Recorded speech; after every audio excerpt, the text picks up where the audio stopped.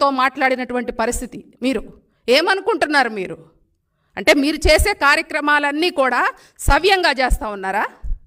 CIT అంటే ఏమన్నా ఇది ఒక రాజ్యాంగబద్ధమైనటువంటి పదవా? ఏమన్నా అంగన్వాడీస్ అందరూ కూడా మీ అండర్లో ఉండాలని ఎవరన్నా మీకు రాసించారా? అక్కడ ఉన్న రాష్ట్రంలో ఉన్నటువంటి అంగన్వాడీని అందరిని అడగండి. మీకు మీరుగా నిర్ణయం చేసుకొని ఏదో భారం అయిపోతుందని మీరు చెప్పడం కాదు.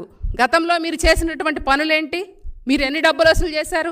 పక్క రాష్ట్రాల్లో తుఫానులు వచ్చినప్పుడు, కేరళ కానివ్వండి, నేపాల్ కాని రాష్ట్రాల్లో వరదలు వచ్చినప్పుడు మీరు ఒక్కొక్క జిల్లా నుంచి 5 లక్షలు వసూలు చేసి ఎలా తీసుకున్నారు? మీరు ఈరోజు ఆంధ్రప్రదేశ్లో ఉన్నటువంటి విపత్కర పరిస్థితుల్లో ముఖ్యమంత్రి గారికి తోడుగా ఉండాలని చెప్పి మీ ఏదైతే ఉద్యోగస్తులు అందరూ కూడా ఒక్కరోజు జీతం ప్రకటించినప్పటికీ కూడా ఎవ్వరికీ భారం అవ్వకూడదని చెప్పి 300 రూపాయలు ఇవ్వాలంటే ఏదో మీకు అంగన్వాడీల మీద ప్రేమ ఉన్నట్టు కళ్ళబొల్లి మాటలు చెప్పడం అనేది చాలా దుర్మార్గకరమైనటువంటి